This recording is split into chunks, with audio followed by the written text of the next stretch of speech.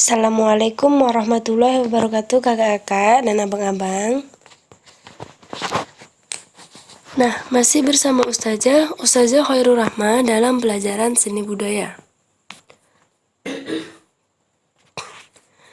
Seperti biasa, sebelum kita memulai pelajaran, alangkah baiknya kita selalu memulainya dengan membaca Al-Basmalah, Bismillahirrahmanirrahim, dan doa belajar masing-masing di rumah ya kak, abang. Nah, kira-kira kita ngapain ya di video pembelajaran kali ini? Yuk kakak-kakak, abang-abang udah ada yang tahu belum nih apa yang akan kita bahas? Materi kita di semester 2 kira-kira tentang apa ya? Nah, oke, kita lanjutkan aja. Jadi di sini kita akan membahas teknik-teknik dalam seni grafis sebagai berikut. Jadi teknik-teknik dalam seni grafis itu ada 6. Yang pertama cetak saring, kemudian cetak datar, kemudian cetak tinggi, selanjutnya cetak dalam, dan yang terakhir cetak foto. Nah, ayo, siapa yang sadar kalau Ustazah tadi menyebutkan ada 6? Nah, ternyata di video kali ini sebenarnya teknik-teknik dalam seni grafis itu ada 5 ya, abang-abang kakak-kakak. Cetak saring, cetak datar, cetak tinggi, cetak dalam, dan cetak foto. Oke, selanjutnya kita akan membahas tentang cetak tinggi.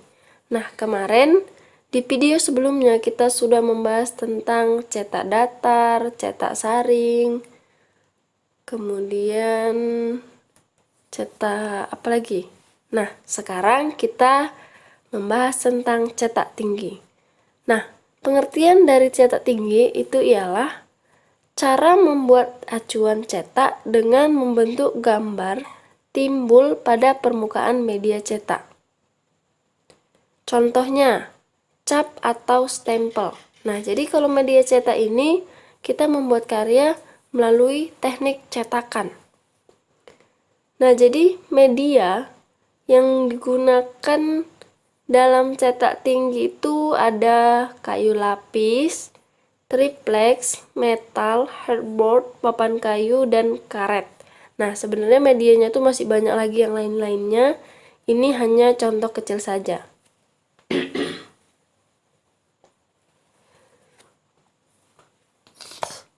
Kalau untuk medianya ini, abang-abang dan kakak-kakak bisa dicari sendiri.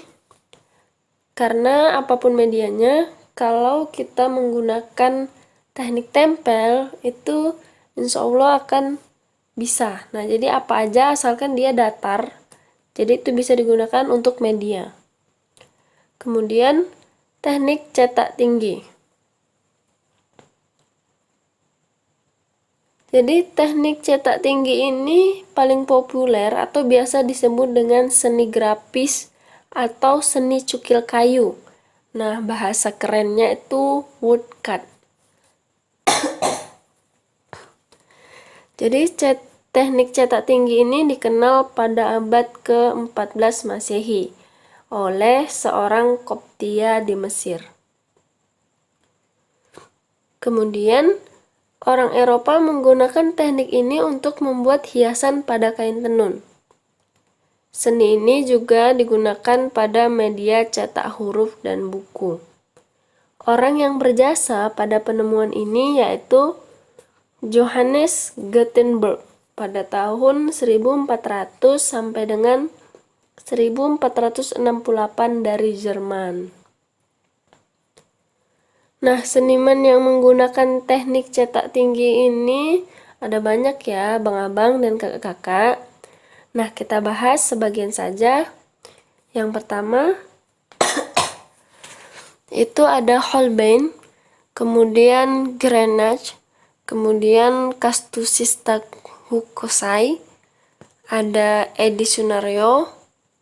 Nah, Jadi tadi ini yang granat itu berasal dari Jerman, ada yang dari Jepang, ada Kabel Swadi, ada Albert Dürer, ada Grian, Ando Hiroshige, Kabel Swadi, banyak ya abang-abang dan kakak-kakak. Nah, jadi ini kan tadi yang Ustazah sebutkan itu yang berasal dari luar Indonesia. Nah, sekarang yang dari Indonesia itu ada Andang Supriyadi. Kemudian kita langsung masuk ke yang kedua, yaitu cetak dalam. Nah, di sini pengertian dari cetak dalam itu salah satu teknik seni grafis dengan menggunakan acuan cetak dari lempeng logam. Contohnya tembaga, besi, aluminium, seng, dan lain-lain sebagainya. Nah, dalam cetak dalam ini, teknik yang biasa digunakan itu dengan cara ditoreh atau digoreskan langsung menggunakan alat bantu tumpul. Ada pula yang menggunakan larutan senyawa asam nitrit yang bersifat korosif terhadap logam tembaga. Nah, di sini seni grafis cetak dalam. Jadi di sini ini kan termasuk seni grafis. Dalam cetak dalam ini dibagi beberapa bagian, yaitu ada engraving, etsa, mezzotint, dan dry point. Nah, kalau kakak-kakak sama abang-abang nggak tahu artinya, dicari sendiri ya di Google. Untuk lebih jelasnya nanti Ustazah bahas di video pembelajaran selanjutnya. Oke, tugas kali ini ada 3. Nah, yang pertama itu tuliskan perbedaan cetak datar dengan cetak tinggi. Kemudian tuliskan 3 contoh dari cetak dalam. Nah, yang terakhir tuliskan para tokoh dalam cetak tinggi. Oke, abang-abang, kakak-kakak, jangan lupa dikerjakan tugas-tugasnya supaya tugasnya tidak menumpuk dan abang-abang dan kakak-kakak mendapatkan nilai. Terima kasih karena sudah memperhatikan videonya dari awal hingga akhir. Semoga mendapatkan berkah dan kita akhiri dengan Alhamdulillahirabbil alamin. Dan Ustazah akhiri dengan Assalamualaikum warahmatullahi wabarakatuh.